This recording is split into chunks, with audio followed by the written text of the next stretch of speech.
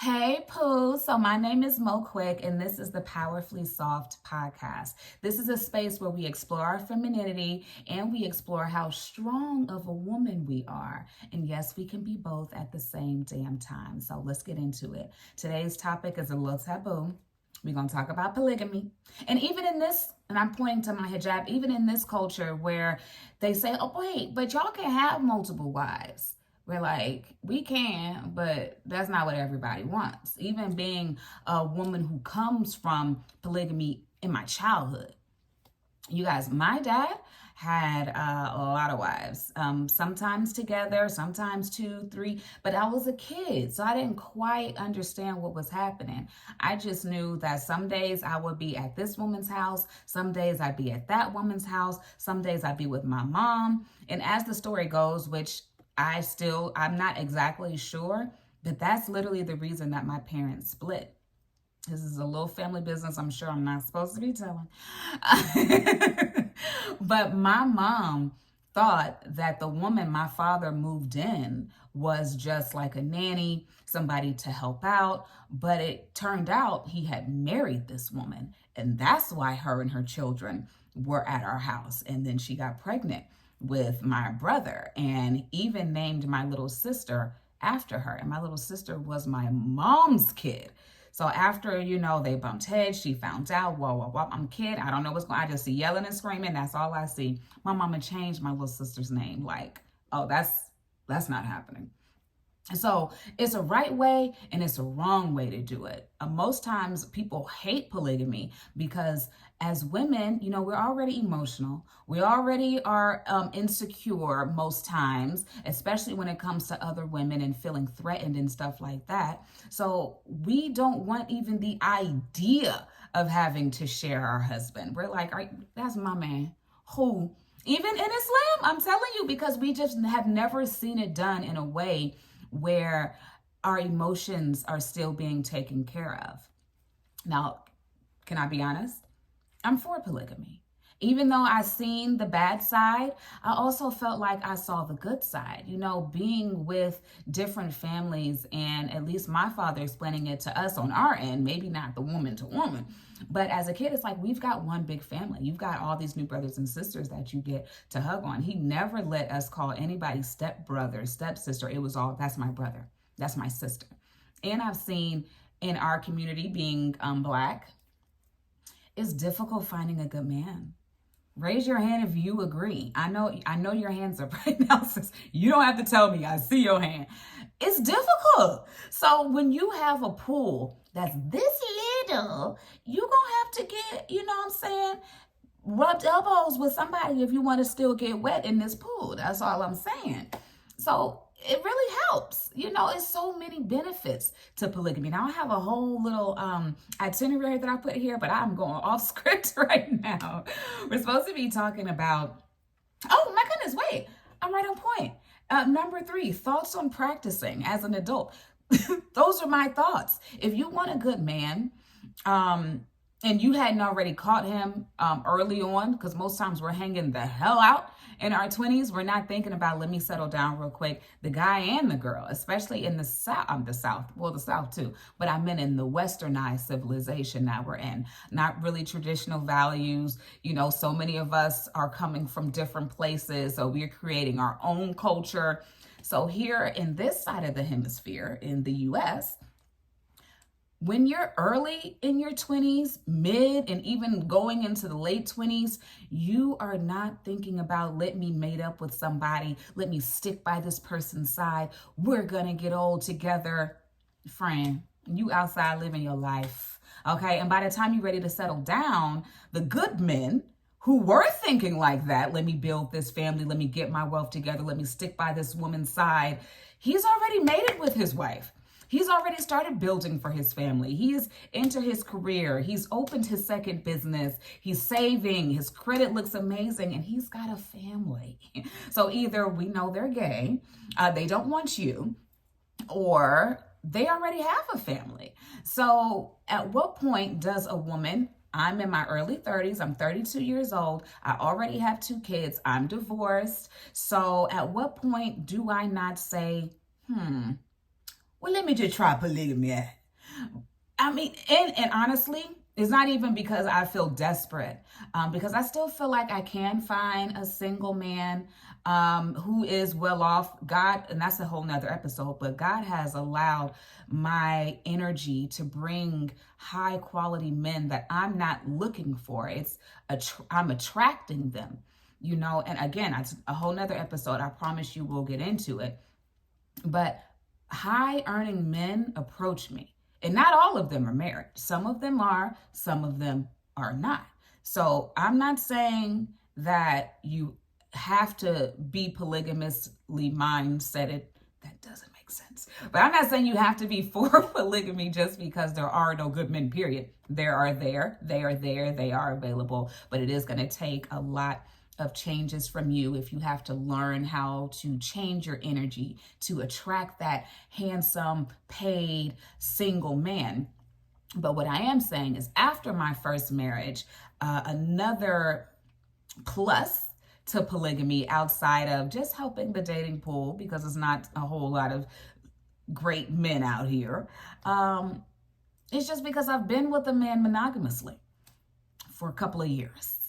And it wasn't as cracked up as I thought it was going to be. He was where he was supposed to be, when he was supposed to be, all for me. I was not happy. I'm going to be honest with you. I did not understand how much I love my space until after I divorced. And it's been 3 years, by the way, after I divorced. And now I'm in my own space. And I'm like, damn, this feels good. Maybe I don't want a man around me at all times of the day and night. Maybe I do want to come home and know it's going to be quiet. Know that my stuff's going to be where I left it. Know that I'm not going to have to clean up behind nobody's son. I don't have to cook every single damn night. I can spend extra time in the shower, like I can put my face mask on and be as ugly as I want to be. My hair don't always have to be on 10. Like, I don't know about you, sis, but when my man is around, yeah, she turns into her, because that's my man. I want to make sure he's good. I want to make sure he's fed. I want to make sure I'm looking good. I'm smelling good. And some days I want off. Okay, yeah, I said it. Some days I want off from the marriage. Yes. So I feel like polygamy would work for me because I don't want him to move in. I want him to pay for my space. Yes, that is one of my marriage requirements, which a whole nother episode. We'll talk about some things you should consider if you're a single girly before getting remarried. But I want him to have his own home to go to and then come to my home later. Some days, not every day. I want to be able to just be me alone. Be me alone. Like when men have man caves, I get it. I get it. You don't want me around you all the time. Ditto, El Negro. Ditto. I don't want you around me all the time either. Like, I found that out about myself. Is that for everybody? No. But that's another great plus to polygamy. Just something to consider. Now, what about the other woman, Mo? You really okay with her having sex with your man? Let's just be real. I said the S word. Yes. I mean, think about it. Or don't. You don't have to think about that. Like, girl, mind your business. We do so much better as women, men, humanity by just simply minding our business. You don't have to think about that. When it comes to something like your spouse cheating on you, sometimes the worst part is thinking about what happened. Not necessarily that they're with someone else, but thinking the worst. They're with someone else in the same position that they have me, doing that same thing, saying those same things in their ear that they said in my ear. Like, don't think about it. Your life will be so much better if that part does not cross your mind. Well, Mo, are you okay with him giving her some of the money he should be giving you? Hey, listen, this is how much my bills are. This is how much I would like in a stipend every month. As long as my needs are being fulfilled, why are you so selfish? Friend, why can't you share? No, serious question. Answer, I can't hear you. Why can't you share? Like, what's so wrong about someone else being with your person? See, a woman, our anatomy is a little different. Like, you have to actually be inside of something. And it's going to just be there with you, when they come. I'm sorry. I was going to say the SKEET. I'm sorry, you guys. But when they do that, it's going to be living inside of you. That's a different story. Now a man has to come behind another man, and the other man's organisms are still inside of you. A man, he does not carry that woman to you. He washes his penis. We're not going to assume that she's also having sex with someone and then bringing back STDs. We're not going to assume the worst. We're going to be practical and talk about what's at hand. What's at hand? He's with her, he's with you, and you both are with him, not with other people, okay? This is what the scenario that we're running with. Don't create situations. He's not bringing her to you. He's washing his penis and he's done. That's it. That's all, okay? So it's not this, am I making sense? Okay, that's just where my mind goes with it. That's why I feel like it's not that big of a deal to me. And even when it comes to physically seeing her, hearing about it, that's one thing. But actually seeing your mate with someone else, child, that's a whole nother different story. That's another thing when it comes to cheating. And I guess I'm using cheating a lot because most times when we think about our partner with someone else, it's cheating, period. I don't care. But if you know about it, it's not really cheating. If it's a part of the religion, in Islam, maybe another religion you may practice, it's not cheating, but I'm just saying that because that's most times any way that someone can be in polygamy, willingly or unwillingly, unfortunately. But it's different when you see the person with your mate, because that arouses your emotions, because hearing about it, one thing, seeing it, night and freaking day. So most times our insecurities catch us immediately when we see our partner, even talking to someone and we don't know who that person is. Say you go up to their job and they're chit-chatting with someone who you've never seen before, and you're like, she's pretty. Oh my God, her hair is long. Her skin is clear. Her lips are full. Who the is this? You know what I mean? Like your insecurities immediately take off. Or you see your woman, he's tall. His chest is broad. This guy's eyelashes are long. Who the is this? It's an insecurity thing. So if you're able to love yourself in a space where you are so damn comfortable with your skin that you can compliment another person's beauty without feeling any kind of way. You can exclaim at how nice a person's car is without thinking, I want that car, I need that car, I don't have that car. When you're able to be in a certain space with yourself, physically, emotionally, mentally, the things you don't have, it allows you to become a different person with other people. You alone in your room, you're one way, you're not thinking about it, whatever, blah, blah. Someone else walks into your space, now your mind is thinking things either about what they have on, what do they think about what I have on, your mind does things. You got to learn how to control your mind.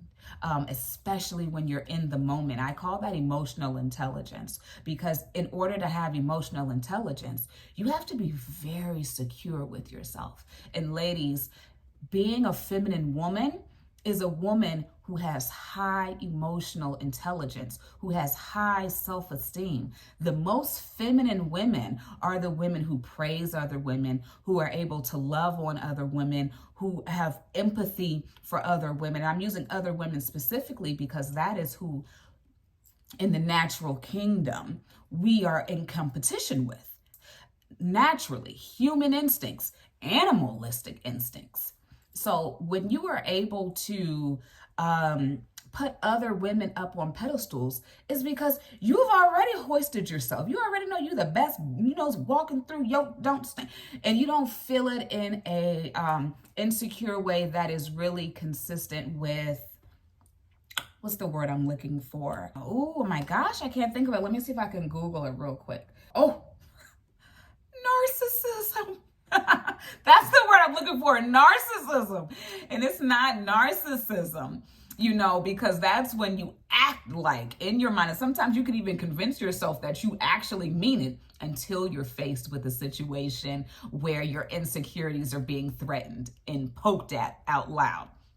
But I don't mean in a narcissistic way where you're acting like you think you're the best. You're acting like you think you're the strongest, prettiest, because in order for you to operate in normal society, you have to have a sense of confidence about yourself to succeed. So going way back when mom, dad, grandma, auntie, whoever was supposed to care for you and give you your confidence by giving you affirmations, love, reassurances, which is affirmations, and they didn't, then you had to do that for yourself. Now you have to trick your brain into believing that you're so great, even though no one ever told you or showed you how to love on yourself. Now you're narcissistic. Oh my God, the whole world loves me. But then you go home like, everyone hates me. It's like, not that. I'm talking about real, genuine love for yourself where you recognize your flaws. You want to improve and strive better. When you're not being a good person, you talk to yourself about that. That's not real confidence. That's how your femininity begins to take legs and thrive. And in order to be in a polygamous relationship and be loving towards all other parties, you have got to be emotionally intelligent. Now, honestly, the fears are they're going to like the other person more than me. Well, what if the other person convinces them to leave me? Well, what if they never want to spend time with me and only want to spend time with the other person? Well, what if they put them in a bigger house, a nicer this, or, it's so many fears that can come in when sharing your mate with someone else. But all of that can be negated, with loving yourself more. I can't stress how important that is, man. Even when you're dealing with a partner who has traumas that they're carrying around themselves, maybe it's difficult for them to love out loud, especially men. Oh man, men who were not loved properly by their mom have trust issues. They're insecure emotionally, so they lack that emotional component that many women need in order to feel loved by their partner. Even though they do love you, they just don't always express it. Definitely not the way that they should. So if you're dealing with that kind of mate and they're polygamous, oh my gosh, now that's going to be really, really, really difficult if you don't have the highest self-esteem. Like, you better be through the roof, sis. I know from experience, even though I'm not necessarily married yet, but I have courted someone like that, and who was polygamous, who didn't know how to express themselves. And it's just very, very difficult. And I pride myself on loving all over myself, even though I've had to learn. And we could do an episode on that too, because it's a little difficult, but when you get the hang of it, every time your brain wants to tell you how great you're not, how much someone hates you, how you're never gonna, this child, affirm yourself, honey. You don't wait for mom and daddy to call you. They never have, they never will. Affirm yourself, but we'll talk about that. All right, so I just said it. I'm for polygamy, but have never been in a polygamous situation. Duh. Girl houseway. I don't know. I just feel like because I've been in a monogamous situation, I've seen how that doesn't necessarily go with who I am now, then polygamy must be for me. And I've seen and I've read, what God wants from us. Love others more than you love yourself, or at least just as much. Want for other people. And I'm just going to go to Islam. In Islam, as Muslims, men can have up to 4 wives. Even though he says in the Quran, by he, I mean God, he says in the Quran, clear my throat. If you knew what was best for you, men, you'd only have 1, but you can have up to 4. So it's not easy being a man and having to cater to a woman financially, emotionally, mentally, physically, you know what I'm saying? Because he's still got to pump out when he's supposed to pump out when he's supposed to pump it. Okay? That's a part of your rights, sis. To be fulfilled in that draw. But it's something I haven't experienced firsthand. However, I've experienced the opposite. So now me moving into this different space, I'm like, I think I could try it out. I think I could try it out. You know, is it going to be easy? We just talked about the pros and the cons. I'm going to say possibly not, depending on the partner, who he is and how he handles emotions, how he handles finances, how he handles you mentally. It can be easier if you're dealing with an immature mate. And I'm going to say immature, not mentally, but immature emotionally, because those are two different types of immaturities. You want to talk about it? Let's talk about it. Let's talk. So immature emotionally is what we discussed, where he wasn't raised, I'm not going to say right, because I don't want to slight anyone's mom. And I'm leaning more on the mom towards this, because I feel like women are nurturers. We're the ones who are supposed to nurture those different parts of our kids. And that's why it's so good to come from a two-parent household. So while the father is out getting the money, coming home and making sure everybody's doing what they're supposed to be doing, you know, being that guy, the mom is supposed to come in and be soft and gentle and cater to that patience that kids need in order to grow, that emotion that kids need in order to grow, men and women. Without his mom being the first woman in his life to show him compassion and empathy, love, it's going to be hard as hell for him to now display it for a woman. It's going to be hard as hell for him to be able to do that. So him not being able to have grown in that sense makes him immature. So to be an immature man emotionally means that you just don't know how to display your emotions. You don't know when's the right time. Sometimes because you can't control your emotions, because intelligently you're not there emotionally, you are either up or down. There's no in between. Either aha or I mean, it's cool, whatever. You know, and you're like, well, you know, what do you think about that? I mean, it's cool, whatever. Oh my God. Like, sir, do you have any emotions at all? You know, or you're just begging them to express themselves. And if you hadn't heard it done to you, for you, you don't know what to do. You don't know what to say. You don't want to say the wrong thing, right? Because you haven't been trained on it. Most times, sometimes you're dealing with an unintelligent, emotional woman, a woman who lacks emotional intelligence. So every time you say the wrong thing, she flies off the hinges, and you just don't want to deal with that, man. Oh my God, I can't talk to women, man. Women are just this, and this.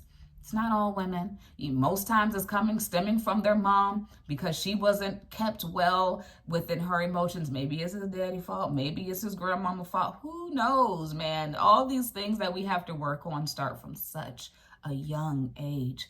And the more life experience we have, the more is compiled on us. And if we don't unload those bags, we're weighing ourselves down with this trauma. Like, it is ridiculous. Dealing with a man who lacks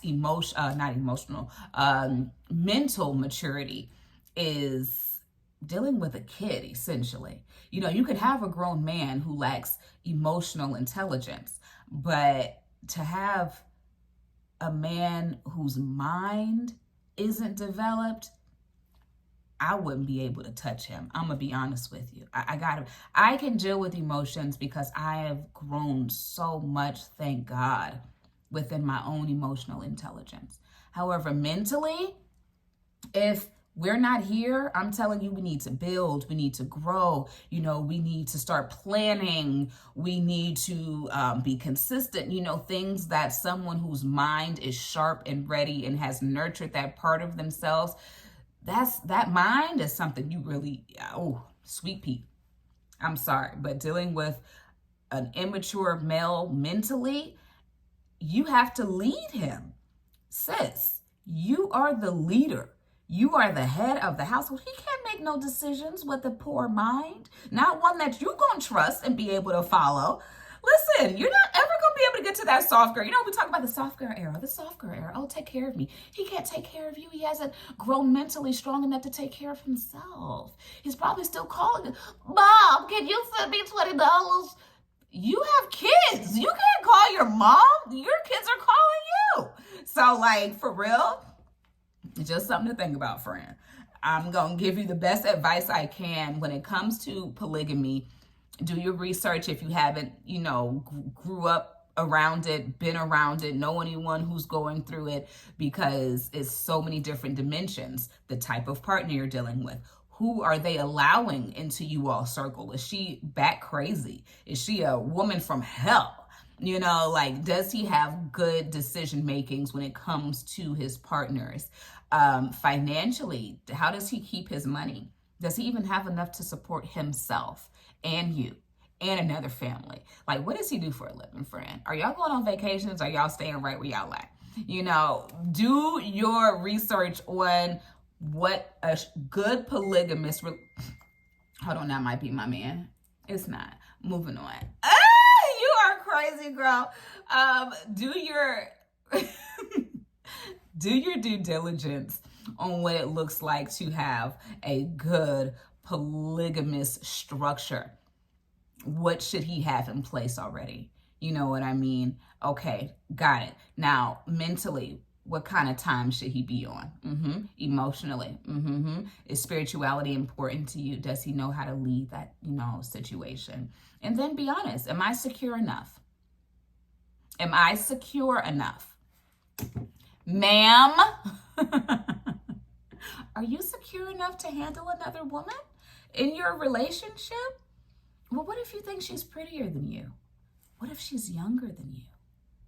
What if she has more money than you? What if she's got this big badass career and she is the power couple structure and you're the stay-at-home mom? Or what if you're the what if you are the career woman, right? But then she's the stay-at-home mom. What do you really want? That's the thing about polygamy, because when you're dealing with another person and you don't have self together, you'll never be able to survive. Hell, even in a monogamous relationship, if you don't have self together, it feels like everything they do is the end of the world, because you're going to be blaming them, resenting them, when really, you really feel that about yourself. But because you haven't, talked to yourself, developed with yourself, loved on yourself, figured out what ticks you have, what struggles you're dealing with, how to strengthen your weaknesses daily, because you don't strengthen your weakness and then it's strong. It's still going to keep coming. You have to learn how to continuously strengthen it. Then, friend, you're going to have a really difficult time in any kind of relationship, but especially a polygamous relationship. So, it's just a lot to consider dealing with polygamy. I'd even get a book. You know what I'm saying? Think about why polygamy started in the first place. Think about the cultures who still practice polygamy to this day. It's crazy in the West to be like, oh, you got 2 wives? How they let you do that? Oh, you a pimp. You know how they want to dap you? Oh, you a pimp. It's not a pimp. That's not what polygamy was for. When you actually study and do research on cultures that still practice polygamy, let's just go to different parts of Africa. It's because one of the first reasons I stated, everybody is not doing well. So in order for the women to survive, in order to strengthen a community, who's ever doing the best, it's their duty to take on multiple wives, because when she's doing good, her family's doing good. When she's doing good, her family's doing good. When they're doing good, their community's doing better. Their kids are going to go to schools. They're going to eat good. They're going to have nice clothes. Hopefully, they'll also be able to have more opportunity to grow and become a better part of society. If one guy who has done great for himself only mates with one woman in certain parts of the world, that's detrimental to the rest of the community. Now they literally have no way to get that step up in the world. So think about why polygamy was created in the first place. What are the true benefits of polygamy? And then you'll be able to get a better understanding of how it should be ran. Is this something for me? Is it as terrible as everybody makes it seem? The more you understand something, the less you'll hate it, the more you'll love it. That's all I got. That's my little tidbit on polygamy. That's my little juice that we just dropped on polygamy. And this has been the very first episode of the Powerfully Soft podcast. My name is Mo Quick. You can follow me on all social platforms at Mo Quick ATL, no E after the Mo. Let's see, the next episode, we're going to talk about Muslim men versus non-Muslim men.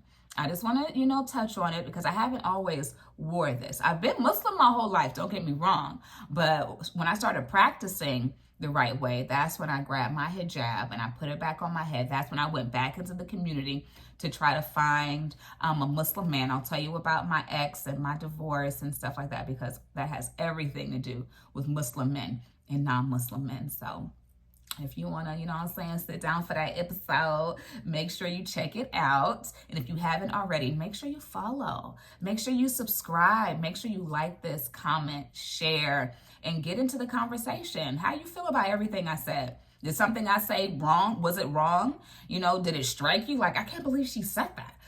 I'm so open for discussion and conversation. I know a lot of the stuff I say, people be like, oh, I know she didn't. She did. And you could talk about it. That's okay. She's okay with that. Like, I love having conversations. So, yeah, let's talk about it. Thank you so much for sitting with us. See you again. Bye.